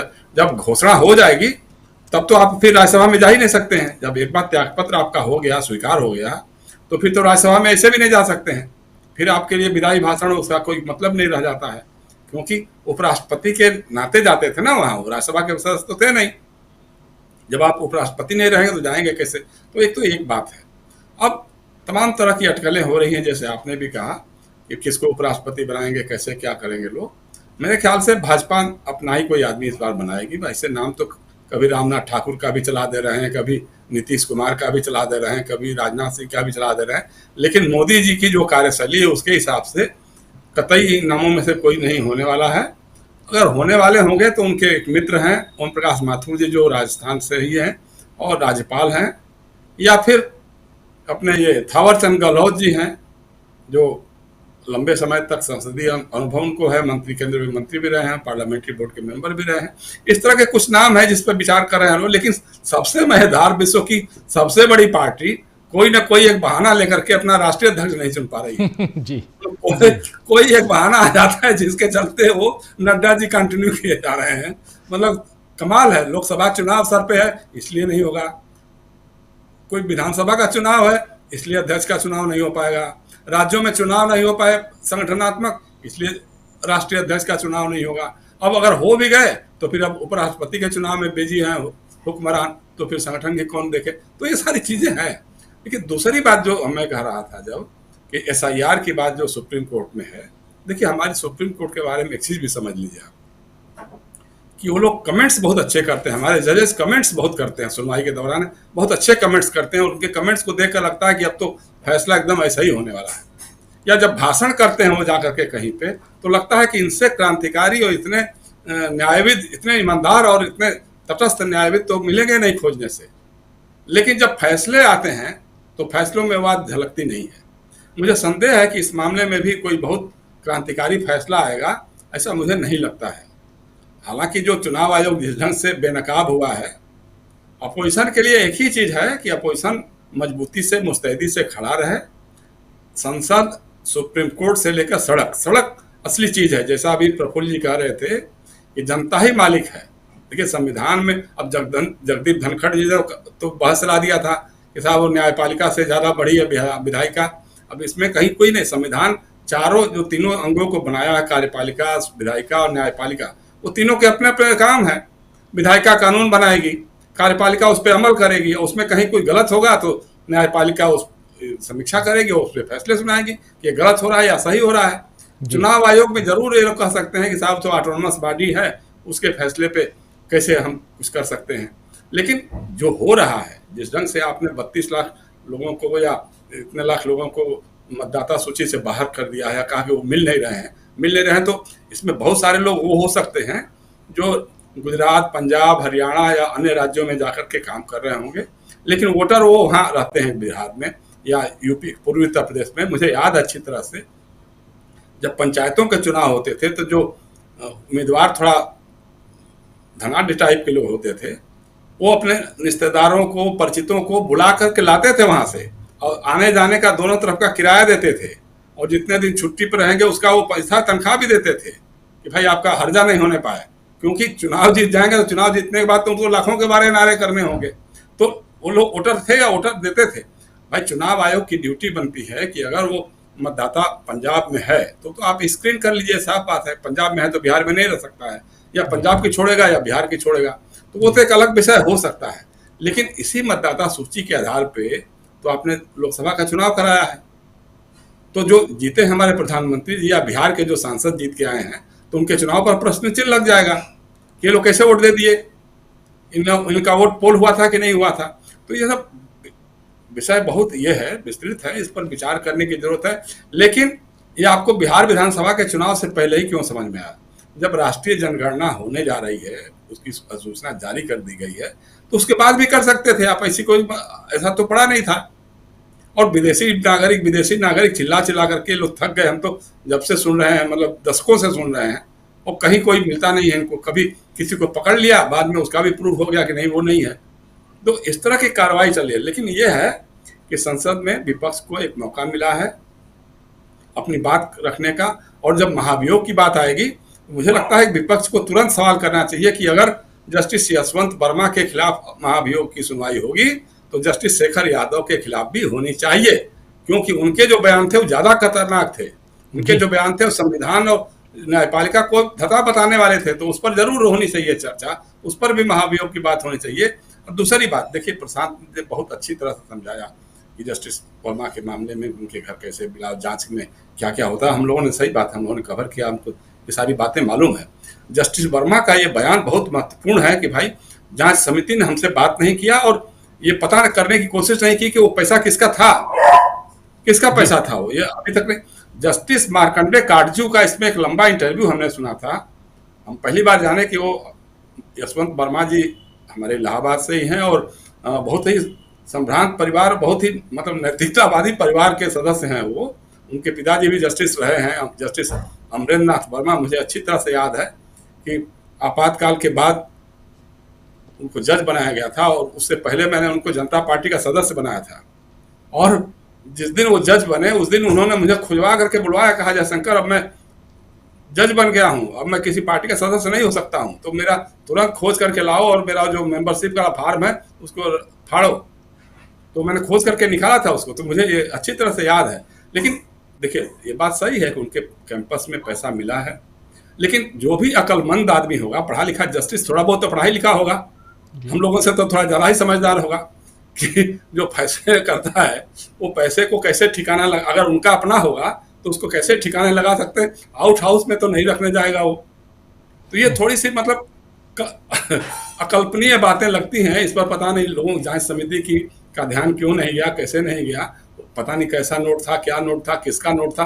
पहले तो ये जांच होनी चाहिए ना कि किस कहाँ से आया पैसा, और अगर जस्टिस वर्मा के पास आया पैसा तो कैसे आया, ये उनसे भी पूछते एक बार। तो वो सब जरूरत नहीं समझी, बस तुरंत बना दिया कि हाँ जी बस इनको खारिज कर देना है।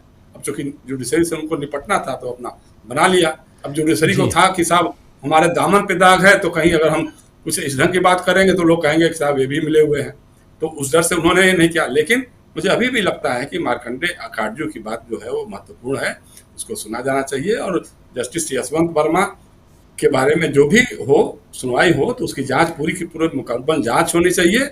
और जो प्रक्रिया प्रशांत बता रहे थे, उस प्रक्रिया का पालन तो होना ही चाहिए था। अभी तक तो हुआ नहीं कुछ भी, आज तक तो सामने आया नहीं कि स्टेट बैंक में जमा हुआ, कि पुलिस के माल खाने में जमा हुआ, कहाँ क्या हुआ, कितना, अभी तक यही नहीं बता पा रहे हैं कि वो कितना रकम थी, कितनी। और जस्टिस शेखर यादव का मामला, ये दोनों अलग अलग नहीं करके देख सकते हैं आप कि एक चूंकि भाजपा के थोड़ा सा या उनके हिंदू राष्ट्र और संघ परिवार के प्रति थोड़ा सा मुलायम, नरम और उस हिसाब से देखा जा रहा है, तो अगर वो होगा तो नहीं चल सकता है। क्योंकि जो का बातें उन्होंने संविधान के विरुद्ध कही है उस पर भी जांच होनी चाहिए, उस पर भी महाभियोग चलना ही चाहिए। बिल्कुल जी राजीव। बिल्कुल बिल्कुल, महाभियोग। अब देखते हैं आगे क्या होता है, लेकिन सुनवाई कल जस्टिस यशवंत वर्मा के मामले में होगी सुप्रीम कोर्ट में, और सुनवाई होगी एसआईआर को लेकर सुप्रीम कोर्ट में, जहां हलफनामे दिए जा चुके हैं। और कल दूसरी सुनवाई है, सेकंड सुनवाई एसआईआर पे, यानी चुनाव आयोग को लेकर विपक्ष की जो याचिकाएं लगाई गई हैं उन याचिकाओं पे। इन दोनों पर निगाहें हमारी रहेंगी, हम आप तक पहुंचाएंगे। सुबह 10 बजे से लगातार लाइव रहेंगे और आप तक हम पहुंचाएंगे पल पल की खबर, सुप्रीम कोर्ट में जो कुछ हो रहा है। लेकिन उसके अलावा उधर संसद में 11 बजे से जब संसद की कार्यवाही शुरू होगी, और कल संसद के अंदर प्रश्नकाल के बाद जब मामला आएगा ऑपरेशन सिंदूर का और उस पर सुनवाई होगी, तो वो भी हम लाइव आप तक पहुंचाएंगे। तो बहुत कुछ है, कल का दिन बहुत गहमा गहमी से भरा हुआ दिन रहने वाला है। आप भी निगाहें टिकाए रखिए। विश्लेषण के लिए हम शाम 7 बजे आपके सामने उपस्थित होते ही हैं। बहुत बहुत शुक्रिया जयशंकर जी, बहुत शुक्रिया प्रफुल्ल कोलखियान जी, प्रेम कुमार जी, प्रशांत टंडन जी और अमलेंदु उपाध्याय जी, आप सबका बहुत शुक्रिया, बहुत धन्यवाद। आप तमाम साथियों, आप सबका भी शुक्रिया अदा करता हूँ। सतीश कुमार सक्सेना जी हमारे साथ हैं, राजन बंसोड़े साहब हमारे साथ हैं, दीपक शर्मा जी हमारे साथ जुड़े हुए हैं, शिव कुमार पारिक हैं, शशि कुदादा हमारे साथ हैं, और अनिल वैद्य हैं, और